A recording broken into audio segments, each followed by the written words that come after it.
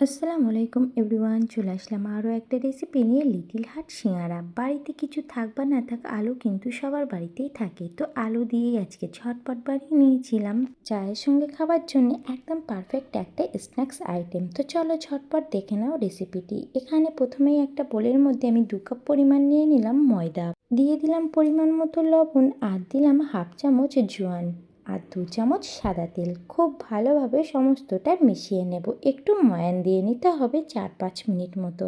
ময়ান দেওয়া হয়ে গেলে এর মধ্যে উষ্ণ গরম পানি দিয়ে ভালোভাবে মেখে নিতে হবে। ডোটা কিন্তু খুব বেশি নরম করা যাবে না, আবার শক্তও করা যাবে না। লুচি পরোটার জন্য আমরা যেমন মেখে থাকি ঠিক তেমন বানিয়ে নিতে হবে। উপর থেকে একটু সাদা তেল লাগিয়ে একটা ঢাকনা চাপা দিয়ে 10 মিনিটের জন্য রেস্টে রেখে দেব। ততক্ষণে চলো স্টাফিংটা রেডি করে নিই। 2টো সিদ্ধ আলু নিয়েছি, আর খুব ভালোভাবে আলুটাকে গ্রেট করে নেব।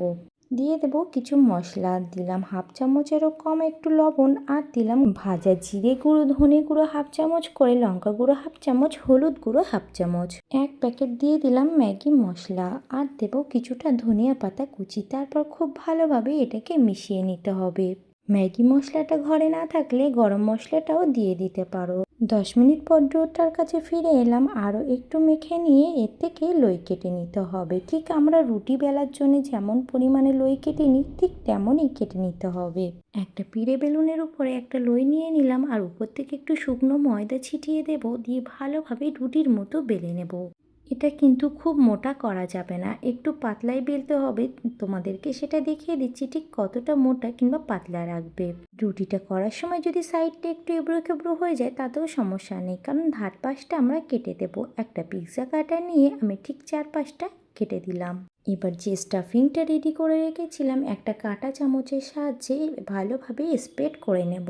এখানে একটা ছোট্ট টিপস, আলু সিদ্ধটা কিন্তু এক জায়গায় দিয়ে স্প্রেড করবে না, তাহলে রুটিটা গুটিয়ে যাবে। অল্প অল্প করে সমস্তটার মধ্যে ছড়িয়ে দিয়ে তারপর কাঁটা চামচ দিয়ে একটু একটু করে ফেলিয়ে নেবে, ঠিক ভিডিওতে যেমন দেখতে পাচ্ছ। ভালোভাবে স্প্রেড করা হয়ে গেলে ঠিক এক সাইড দিয়ে হালকা করে টেনে টেনে রোল করে দিতে হবে। অপর সাইড থেকেও ঠিক টেনে রোল করে নিয়ে আসতে হবে, ঠিক ভিডিওতে তোমরা যেভাবে দেখতে পাচ্ছ।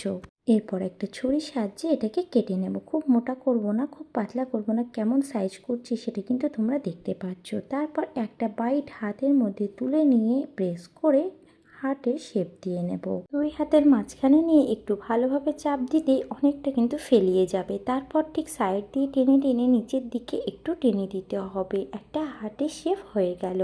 তোমাদের বোঝার সাথে আরও একটা করে দেখাচ্ছি। 2 হাতের মাঝখানে দিয়ে একটু চাপ দিতে একটু চেপে গেছে, আর তারপর হাত দিয়ে ঠিক এইভাবে সেট করে শেপটা দিয়ে নিতে হবে।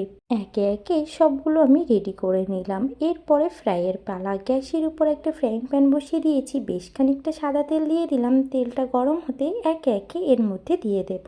গ্যাসের ফ্লেমটাকে মিডিয়ামে রেখে এপিট ওপিট উল্টিয়ে উল্টিয়ে একটু লাল লাল করে কড়া করে ভেজে নিতে হবে। তারপর এটাকে টমেটো কেচাপের সঙ্গে কিংবা চায়ের সঙ্গে এনজয় করতে পারো। বাড়িতে গেস্ট এলেও ডেজার্টের পাশাপাশি এরকম একটা স্ন্যাক্সের আইটেম তোমরা পরিবেশন করতে পারো। দারুণ ক্রিস্পি হয়, দারুণ মজার, আর চটজলদি হয়ে যায়। রেসিপিটি যদি ভালো লেগে থাকে তাহলে অবশ্যই লাইক কমেন্ট শেয়ার করে দিও। পেজটাকে